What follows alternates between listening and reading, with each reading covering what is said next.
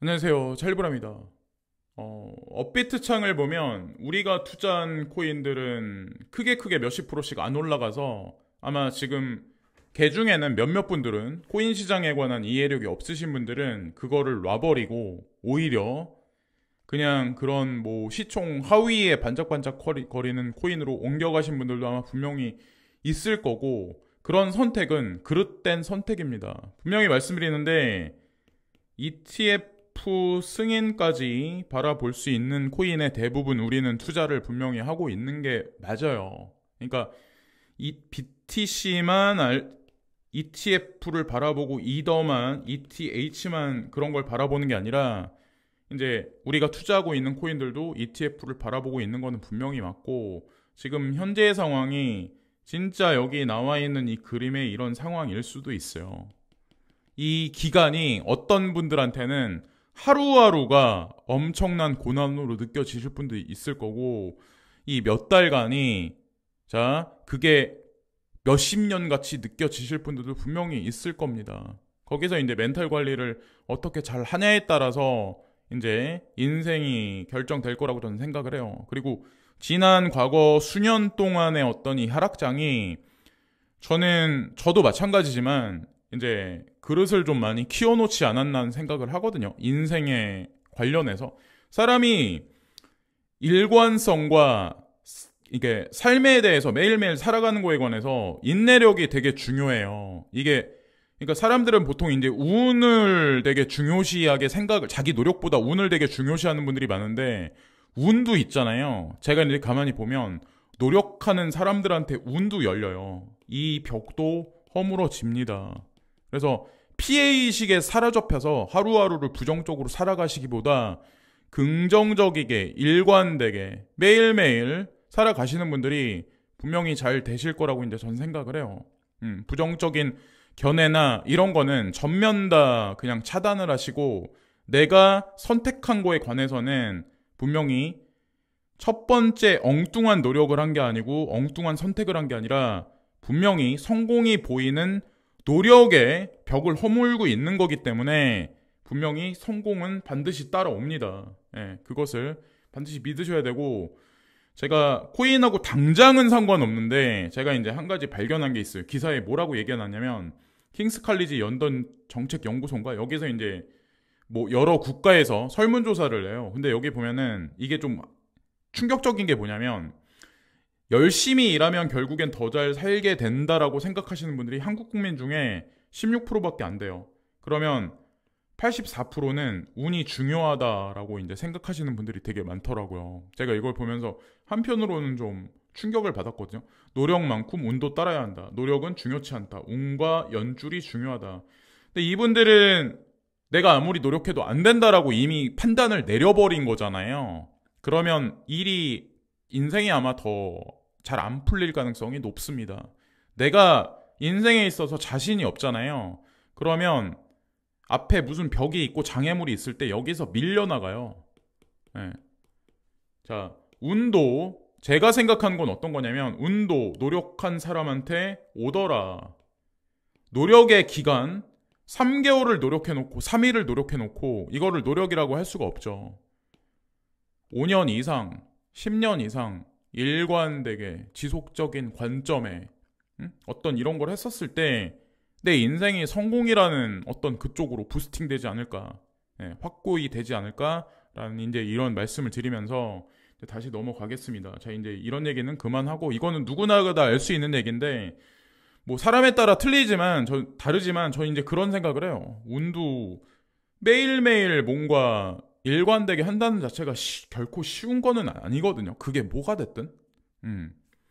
뭐 놀고 막 이런 거를 말씀드리는 게 아니에요. 자, 근데 이 재미난 뉴스에 이제 몇 개가 나왔어요.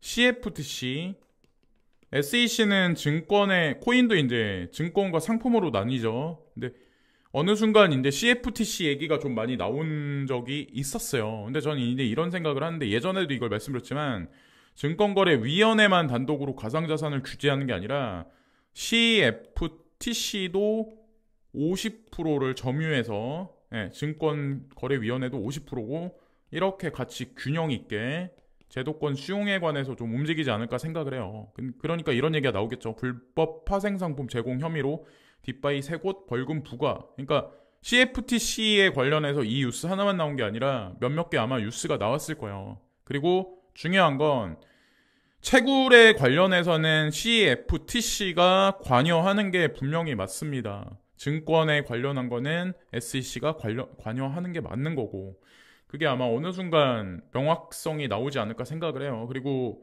아시겠지만 저는 이런 거를 좀 참고를 많이 그레이스케일 자산운용사 뭐 베리 실버트 뭐 DCG 그룹 이런 것도 참고를 많이 하지만 코인 시장에 엄청 오래 있던, 어떻게 보면 시조세라고 할 수 있는 분 중에 이제 한 분인데, 뭐 BCH 추종자죠. 우지안하고 같이 해가지고. 근데 이분이 이제 이 바꾸지도 않고 이거를 일관되게 이 사람들이 이제 주장을 하는데, 뭐 비트코인 추종자이면서 BCH 거버넌스를 확립하는 사람 중에 이제 한 명이에요. 대표적인 인물 중에 한 명이긴 한데, 여기 보면 이 사람도 이제 리플에 투자를 하고 있고 지캐시에도 투자를 합니다.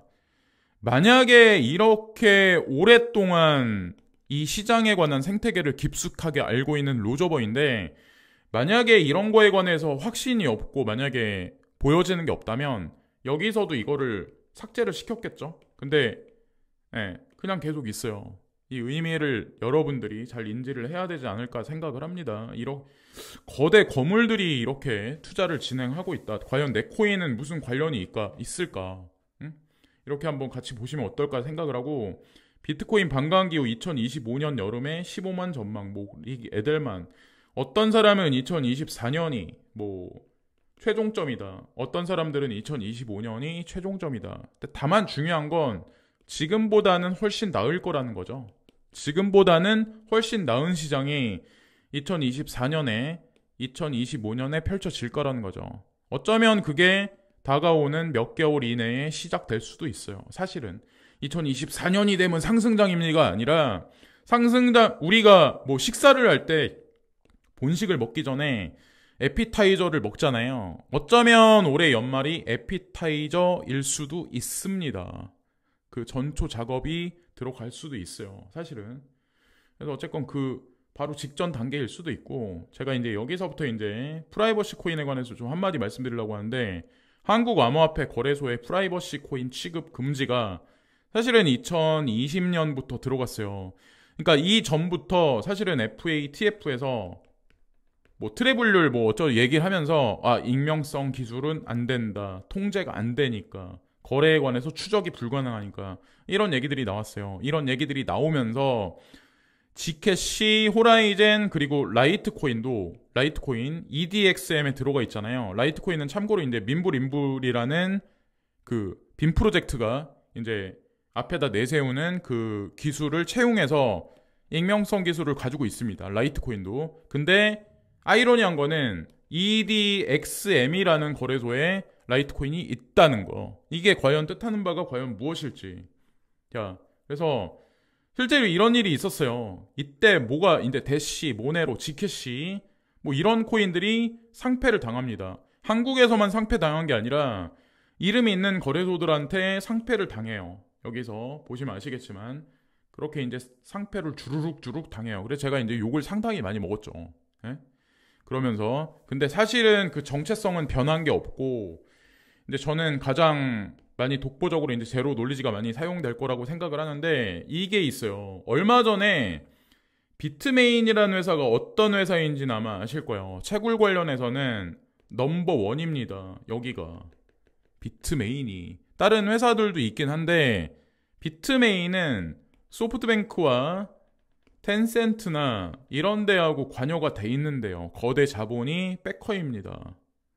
우지안이 그 반도체 관련해서 인공지능 사업을 한다거나 여러 가지 뭐 비트디어나 비트푸프 같은 사업을 할 수 있는 게 단지 개인의 역량으로 한다고 저는 이제 생각을 안 하거든요. 근데 이게 그만큼 이제 중요한 회사인데, 토큰 2049 지금 현재 이제 뭐 컨퍼런스에 등장해서 뭐라고 언급이 나오면 아마 기사에 앞으로 나올 텐데, 여기에 이제 어떤 게 얘기가 나왔냐면 10일 날부터, 그러니까 날짜는 지났죠. 모네로 채굴기가 배송이 돼요. 이거 모네로 전용 채굴기거든요. 근데 만약에 쓸모가 없다, 만약에 이런 익명성 코인에 관해서 부각이 안 된다라고 판단하면 이 채굴기를 굳이 설계해서 뽑아내서 판매가 안 되겠죠. 근데 뭔가 시장의 방향성이 익명성 코인에 관한 제도권 수용에 관한 게 우회적으로 암암리에 좀 이런 이 정도 급 되는 사람들은 알고 있기 때문에 이것을 미리 설계해서 판매가 들어간 게 아닐까. 수요가 있으니까 공급을 하는 거거든요. 그래서 이거랑 이제 이거랑 같이 보시면 어떨까라는 생각을 해요. 여기 라 비글리온이 여기 한국에 이제 방문을 하셨었죠. 애니모카 브랜드 라이프 비욘디랑 해가지고 여기 뭐 중요 얘기를 대담을 나누기 위해서. 그래서 단순 방문이 아니다. 이거랑 이 뉴스랑 이거랑 같이 매칭해서 보면 제도권 수용이 지금 어느 정도 지점까지 와 있구나. 가격만 보면 안 보이죠. 절대로 안 보이죠. 가격만 보면.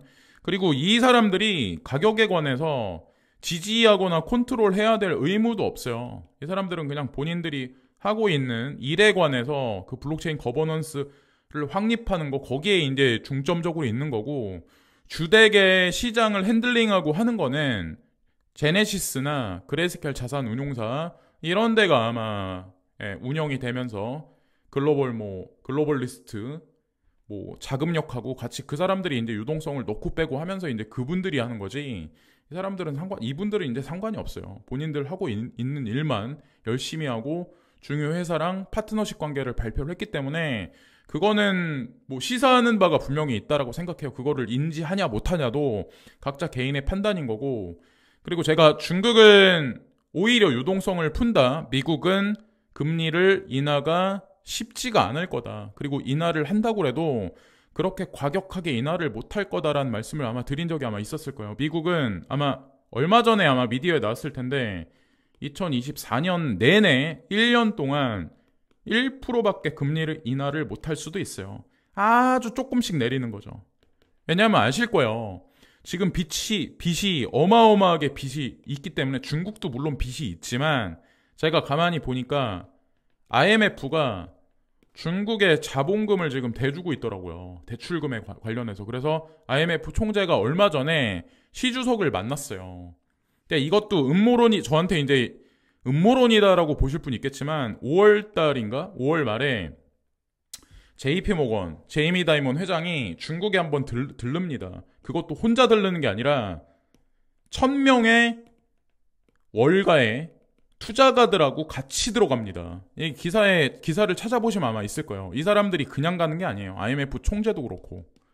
근데 지금 미디어를 보면 중국 망한다, 뭐 끝났다, 브릭스 끝났다, 한동안 계속 떠들었었잖아요. 그러니까 나중에 보세요. 어떻게 되나. 자, 그런 거를 잘 구분하시면서 어쨌건 지준율을 인하하겠다라고 얘기했는데 9월 15일 날 실제로 이제 미온적으로 0.25%인가 아마 인하를 했을 거예요. 그래서 아마 달러를 내보낼 거예요. 달러를 내보내서 위엔화를 지키려고 아마 계속해서 아마 할 겁니다. 중국 같은 경우는. 자, 그래서 외화 지준율을 인하한다는 뜻은 금융기관이 보유하고 있어야 하는 외화 액수를 줄여주는 것으로, 이거는 달러를 방출하겠다는 얘기죠. 외화 지준율을 위엔화의 급격한 약세를 막는 효과를 나타낸다. 그래서 한동안 아마 킹달러 얘기가 되게 많이 나왔었을 거예요. 그걸 보고 이제 대중들은 그냥 표면상 킹달러의 시대다, 뭐 위엔화에 뭐 어쩌도. 근데 오늘도 똑같은 말씀을 드리는데 킹달러가 죽는다, 달러가 뭐 축소된다고 해서 위엔화가 기축이 될 수 있는 건 아니에요. 오히려 브릭스 공동통화가 부상하기 시작을 하겠죠. 어느 시점에. 그러지 않을까 생각을 합니다. XRP를 좀 깊게 공부하신 분들은 아마 제가 말씀드리는 거를 아마 다들 공감을 하실 거라고 저는 생각을 해요. 그리고 바이낸스 US는 SEC 보안 주장 이후 AMP 토큰을 폐기합니다. 이게 8월 2일 날 이렇게 일이 있었어요. AMP는 증권 취급을 받으면서 폐기가 됩니다. 근데 진짜 재미난 일이 뭔지 아세요? 얼마 전에 이 AMP가 코인원에 상장을 합니다. 상폐된 코인을 코인원이 상장을 했다. 그게 과연 무슨 신호일까? 눈치를 채야 돼요. 네. 자, 다 알려주고 있어요. 누군가 이런 거 그냥 공개돼 있는 거잖아요. 이걸 보고 판단을 내려야 된다는 거죠. OKX, 서클은 USDC를 뽑아내는 데잖아요. 근데 여기 보면 USDC 경험을 공동 발표한다. OKX, 후오비 이런 데는 전형적인 중국 거래소잖아요. 근데 서클하고 뭘 하겠다는 건지. 그러니까 이 미디어는 미국 얘기랑 이제 중국 얘기 나오면은 여기서 그냥 이분법 논리를 해요. 그리고 대중들은 여기에 맞춰서 해석을 합니다. 예스냐 노냐. 근데 이게 아니라니까요. 여기에 뒤통수가 우리는 항상 뒤통수를 맞는 거죠. 계속해서. 이 이분법 논리를 적용해야 될 때가 있고 적용하지 말아야 될 때가 있는데 거의 대부분의 뉴스들은 우리를 좀 약간 바보 취급해서 이상하게 선동하는 뉴스들이 상당히 많아요.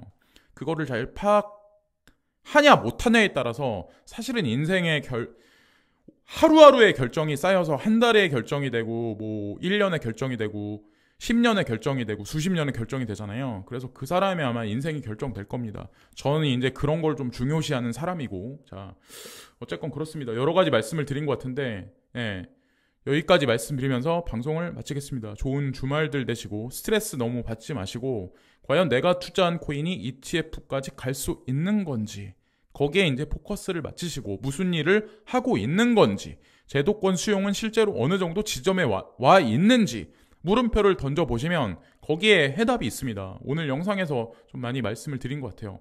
여기까지 말씀드리면서 방송을 마치겠습니다. 좋은 하루 되세요. 감사합니다.